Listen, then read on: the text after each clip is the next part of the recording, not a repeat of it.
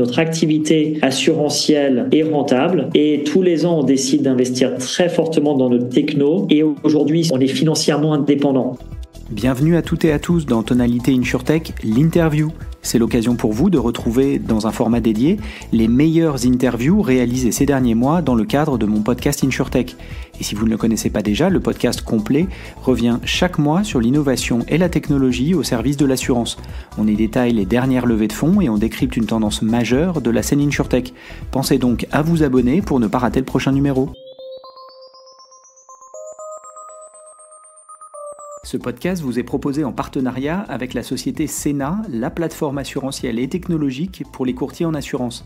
Cena a la particularité de combiner sur une seule et même plateforme une capacité de portage de risque et toute une suite d'outils SaaS à destination des courtiers. Ces opérations couvrent le marché français et au-delà, elle a déjà lancé des programmes à l'international, notamment en Espagne, Allemagne ou encore en Pologne. Et justement, je suis ravi de pouvoir échanger à nouveau avec Steven Le Guillon, CEO de Cena, qui va nous éclairer aujourd'hui sur l'offre développée par la société, sa différenciation technologique et bien sûr le ROI réalisé par ses clients. Je vous mets évidemment le lien vers le profil LinkedIn de la société Cena dans les commentaires du podcast si vous souhaitez en apprendre plus sur son offre. Et pour aller plus loin encore, sur la thématique de la technologie au service des courtiers, je vous invite à écouter ou réécouter le précédent épisode dans lequel nous échangions déjà avec Steven sur le concept même de SaaS pour courtier, ce qu'est cette offre technologique, les enjeux auxquels elle répond et comment elle peut bénéficier aux acteurs de l'assurance qui l'adoptent. Bonne écoute! Salut Steven, merci beaucoup d'être avec nous aujourd'hui. Et avant de commencer, est-ce que tu pourrais te présenter brièvement pour celles et ceux qui ne te connaissent pas déjà? L'idée, c'est d'avoir un aperçu à la fois de ton parcours et de tes fonctions actuelles chez Cena pour éclairer ce que tu pourras nous partager ensuite sur la thématique du jour, à savoir la technologie au service des courtiers. Écoute, je m'appelle Steven Le Guillon, je suis CEO de Cena. Moi, j'ai un parcours d'entrepreneur en technologie. Dans la technologie, en fait, ça fait une quinzaine d'années que je fais ça. J'ai monté une société qui s'appelait Appetize.com, qui était une des premières plateformes de commande de livraison de resto à domicile. Et après, j'ai fait d'autres sociétés, mais toujours des plateformes techno et software, 3 dans le domaine de la food tech et ensuite Cena. Et justement, en parlant de Cena, est-ce que tu pourrais nous présenter la société en quelques mots? Cena est la plateforme tout en un pour les courtiers en assurance, leur permettant de créer des produits d'assurance et les faire porter, et en leur mettant à disposition des outils logiciels pour créer des parcours de vente, gérer leurs clients, gérer leurs sinistres et gérer leur compliance. Hyper clair, et au-delà de ces cas d'usage, il y a une question que j'aime bien poser aux entrepreneurs, c'est sur la valeur ajoutée. Du coup, quelle est la valeur ajoutée de Cena pour les courtiers avec lesquels vous travaillez? Donc la valeur ajoutée pour un courtier qui décide de migrer son business et de commencer à travailler sur la plateforme Cena et avec Cena, est de 1. Accélérer sa croissance avec des meilleurs produits d'assurance et des meilleurs outils pour vendre, et 2. Optimiser ses opérations pour se débarrasser des tâches administratives et des tâches manuelles et pouvoir passer tout son temps juste avec ses clients. Et en parlant de clients, est-ce que tu peux nous en dire quelques mots sur qui sont tes clients?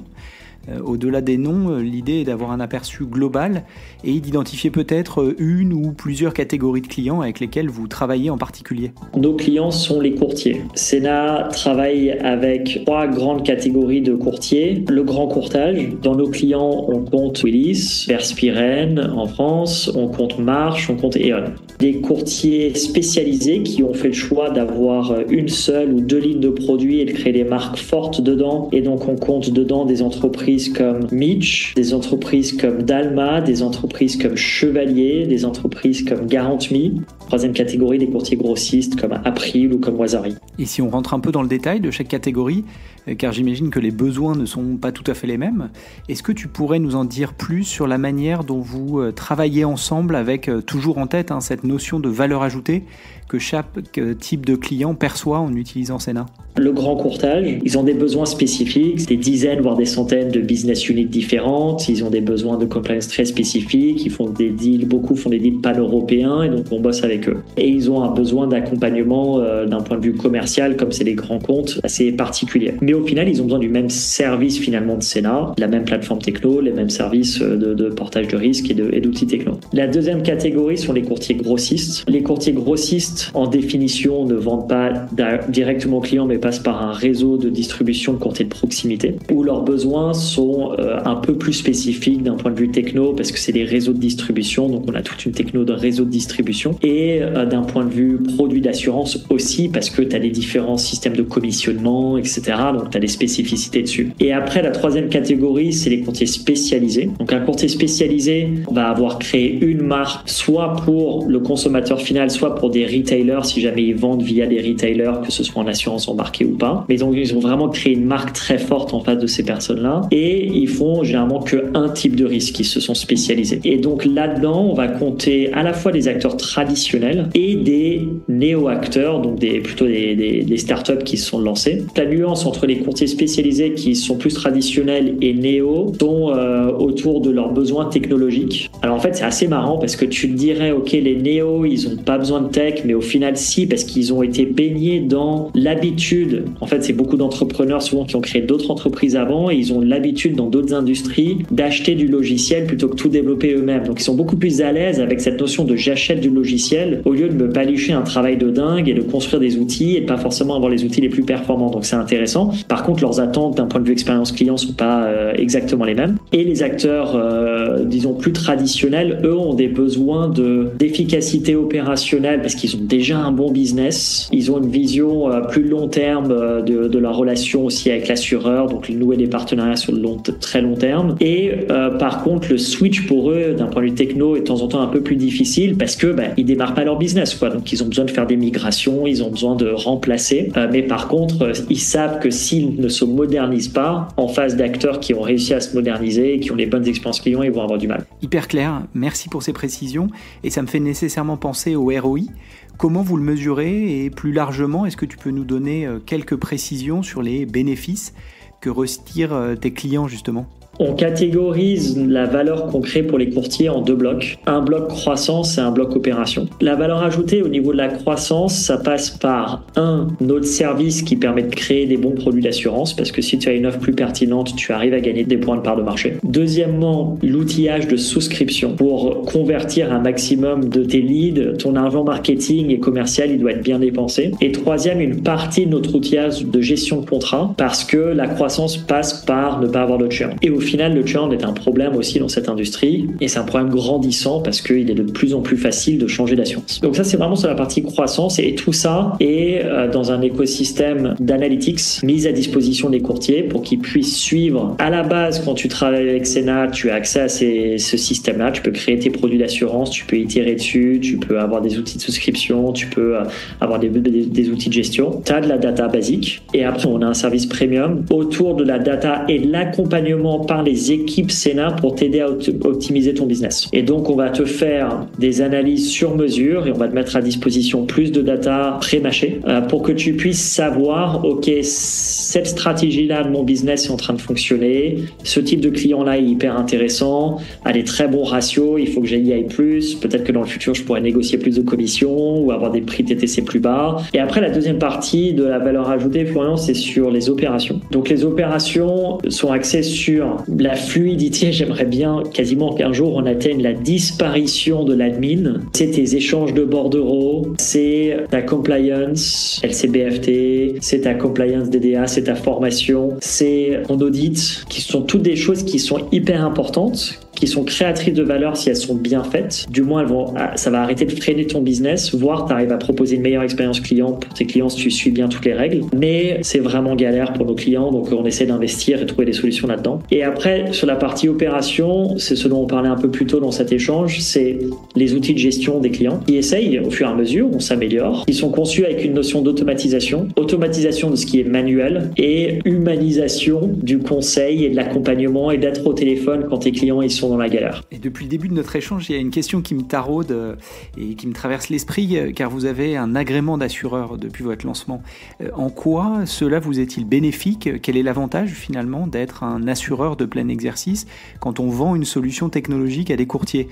Comment toi tu vois cette combinaison assurance et technologie justement ? La vision du futur de l'assurance de Cena est que les outils métiers de gestion, de vente d'assurance, de gestion des clients doivent être connectés en temps réel ou en live aux outils et à l'analyse du risque. L'assurance aujourd'hui, c'est que tu as d'un côté la distribution et la gestion des clients et la gestion des sinistres. D'un autre côté, quasiment un autre monde, l'analyse du risque, les choix sur les produits d'assurance et le pricing. Et à un extrême où, entre ces deux mondes-là, c'est beaucoup de fichiers CSV qui sont envoyés d'un côté ou de l'autre. Sénat propose une nouvelle façon de faire aux courtiers et aux MGAs. C'est qu'on dit, si tu opères dans un écosystème où tes outils de gestion sont de très haute qualité et sont connectés en live à ton porteur de risque, en fait, tu vas, avoir des coûts beaucoup plus réduits, et 2, tu vas avoir des produits d'assurance beaucoup plus pertinents.